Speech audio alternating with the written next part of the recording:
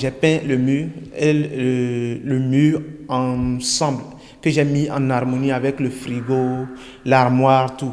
Ce qui veut dire qu'à chaque fois quand je dors et que je me réveille, j'ai toujours les couleurs dans ma tête, j'ai toujours la tendance, la danse du graffiti dans mon esprit, dans ma tête, et partout où je vais, je transporte le graffiti. Donc voilà pourquoi j'ai peint le lit qui me représente et la salle tout entière. Et c'est-à-dire qu'il y a que de l'esprit de l'art, de la street art en moi. Chers internautes, bonjour. Nous sommes ici aujourd'hui pour vous faire découvrir un artiste hors pair, un artiste qui se révèle beaucoup à Cotonou par son talent. Et aujourd'hui, nous voulons partager avec vous ses œuvres. Il s'appelle Sincelo, le Fidjosa.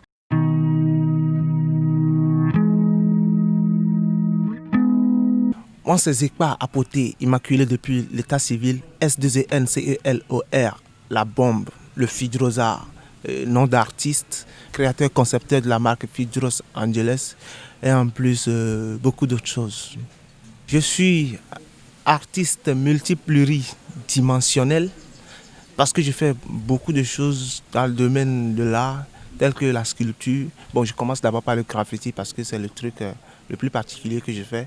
Le graffiti, il y a l'art plastique, la calligraphie par lequel j'ai commencé aussi, je dirais, et le paysage, le portrait, en tout cas tout ce qui embrasse le domaine d'art. Ma spécialité, le graffiti, l'art de rue, la street art, la peinture sur tous les supports, tout ce qui se passe dans les rues, toutes les peintures qu'on fait sur les murs, sur les voitures, sur tous les supports que nous voyons jusqu'au sol même. C'est ça qu'on appelle le street art, le graffiti.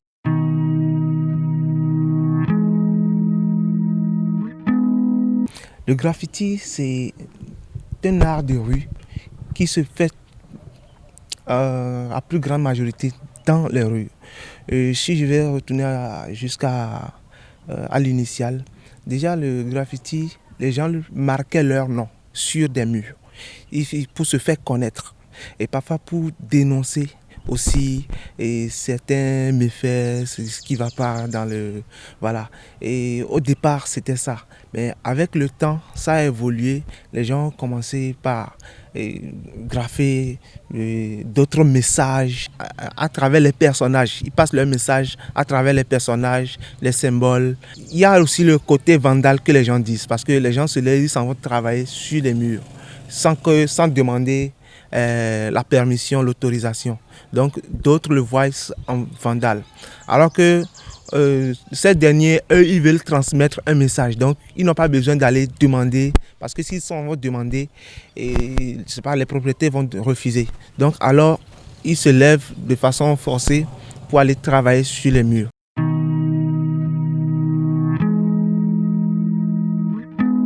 Je vais dire le graffiti même de sa nature est d'esprit sauvage. Le graffiti, je dis, c'est le sauvage de la calligraphie. Et la calligraphie, c'est le domestique du graffiti. Ça veut dire que le graffiti, il est plus sauvage et la calligraphie est plus carrée, stricte et correcte, propre, tout ça. Et en graffiti, il y a ce que moi j'ai surnommé et j'appelle le désordre dans les ordres.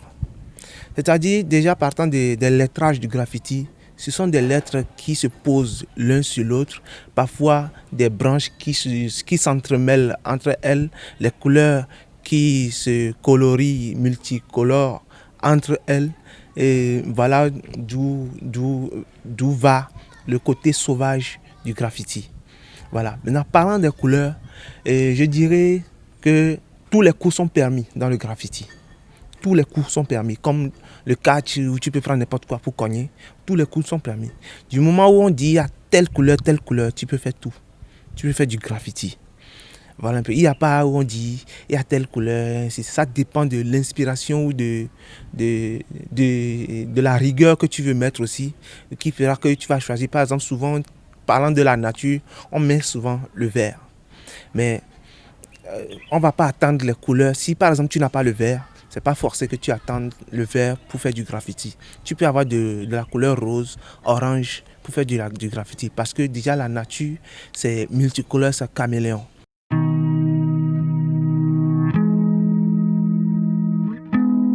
Je trouve mon inspiration partout, dans n'importe quoi. Dans la femme, dans la nature. En tout cas, tout ce qui vient à l'instant, je trouve l'inspiration. Et souvent, le plus, c'est dans la musique. Voilà, ça dépend. Ça peut être les enfants, ça peut être en tout cas un événement qui s'est produit.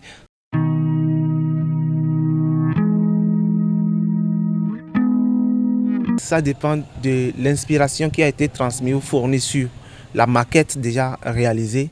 Et si la maquette est trop sauvage, c'est-à-dire le dessin qu'on a fait sur le papier est trop sauvage, ça vous fera assez de temps. Ça peut faire 2 semaines, 3 semaines. Et ça pourra faire 1 semaine aussi pour certaines images. 1 mois, voire même 1 mois.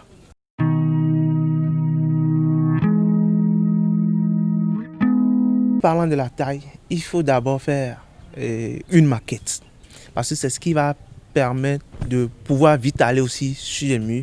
Parce que c'est ce que tu as, avant de faire les grandes dimensions, on représente déjà en petite mesure sur les feuilles. C'est ça qui va te permettre de voir et de pouvoir savoir où est-ce qu'il faut placer telle personne, avec quelle dimension, quelle taille, quelle épaisseur ou quelle grandeur, telle personne, tel objet, tel, qui te permet d'aller plus vite. Alors si tu ne le fais pas sur la maquette d'abord, ça te sera difficile et tu seras aussi bloqué en inspiration.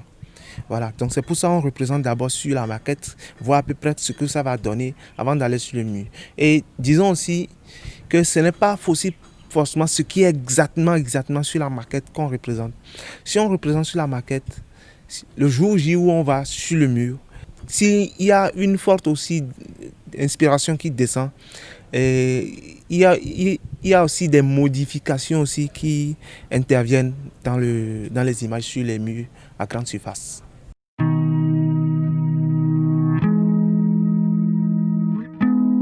Au départ, j'étais tout petit, où je fréquentais une école qui s'appelle Avelimé, école EPP publique, où ma tante enseignait dans cette école. Et ma tante a révélé que j'étais un très bon petit dessinateur. Après mon CEPD, j'ai reçu mon CEPD et par faute de moyens financiers, elle a dit qu'elle ne pourra plus en tout cas, je ne pourrais plus continuer les cours secondaires. Alors, elle avait repéré que je dessinais et tout, parce que j'allais dessiner sur le tableau des élèves pour que les élèves aussi puissent connaître tel objet, tel objet. Voilà. Donc, j'ai commencé les études de la calligraphie chez un patron dans les ateliers qui s'appelle M. Dossa Louis, où j'ai fait 3 ans. Bien avant ça, je faisais un peu le graffiti. Je dessinais le graffiti. Et comment j'ai connu le graffiti dans le temps?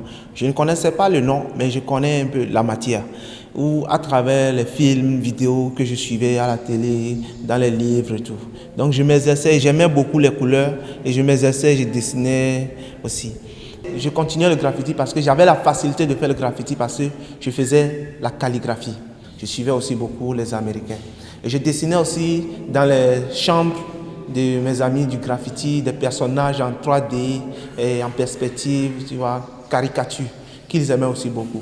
Donc je dessinais dans leur chambre avec du crayon. Après, je suis venu à Cotonou, je continuais, puisque j'aimais toujours aussi le graffiti, je continuais pas dessiner, pas faire du graffiti avec du pinceau.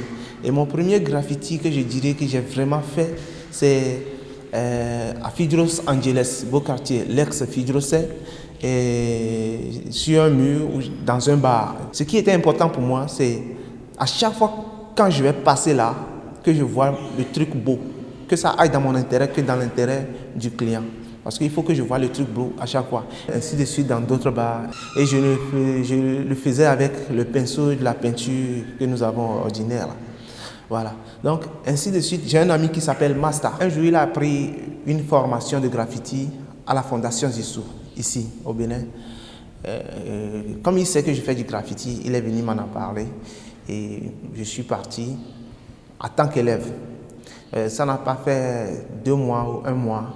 On m'a recruté en moniteur, assistant au maître qui s'appelle Arthur, qui est aussi moniteur de graffiti, qui est français.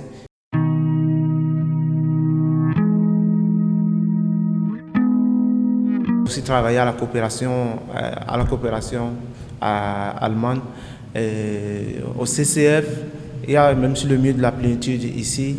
Et sur le long de la clôture, la plénitude. En tout cas, il y a beaucoup plein d'autres endroits aussi où j'ai fait. Et aujourd'hui, nouvellement, c'est dans la salle ici.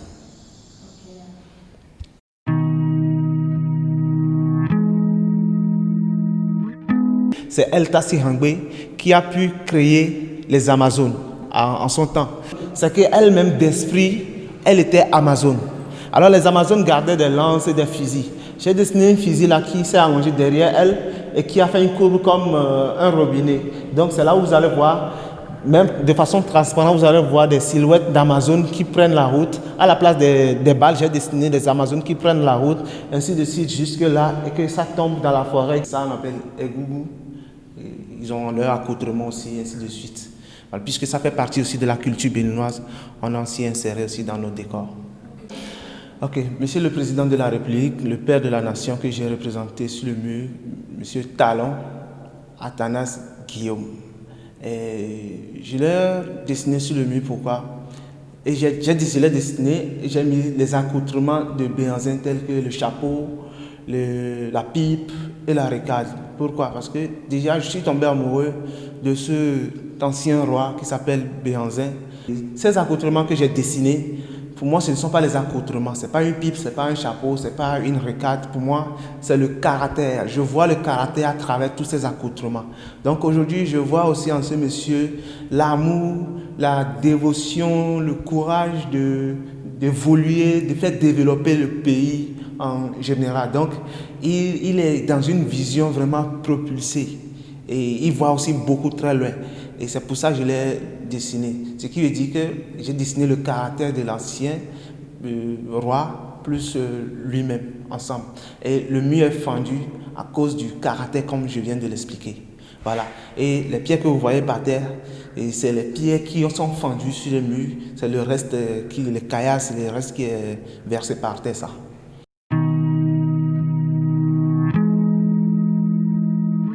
Les projets qui sont en cours, les projets récents qui sont en cours, c'est déjà il y a l'atelier de graffiti que nous voulons organiser d'ici bientôt, que j'ai dit. Il y a d'autres expositions qu'on veut faire, telles que à la Galerie nationale, où j'ai été recruté. Il y a encore beaucoup d'autres choses qu'on a à faire.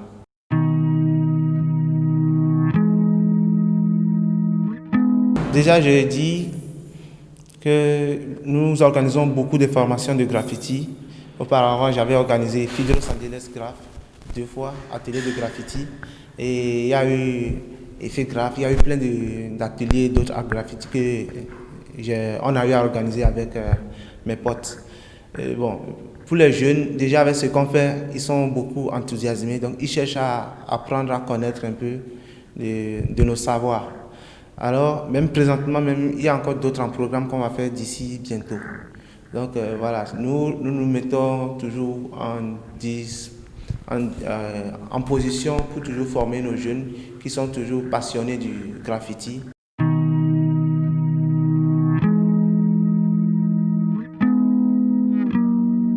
L'exposition, ça a commencé depuis le 14 novembre et ça va finir en 22 février, ce qui va durer sur 3 mois. Donc, et la place est toujours, la salle d'exposition est toujours ouverte à toute personne qui veut venir toujours visiter nos œuvres. C'est situé à Tropokondi, dans l'avant de l'école La Plénitude. L'avant que tu verras avant l'école La Plénitude, tu longes tout droit. Vous allez voir une grande clôture qui s'appelle le centre et vous intégrez dedans et puis vous allez avoir accès à nos expositions.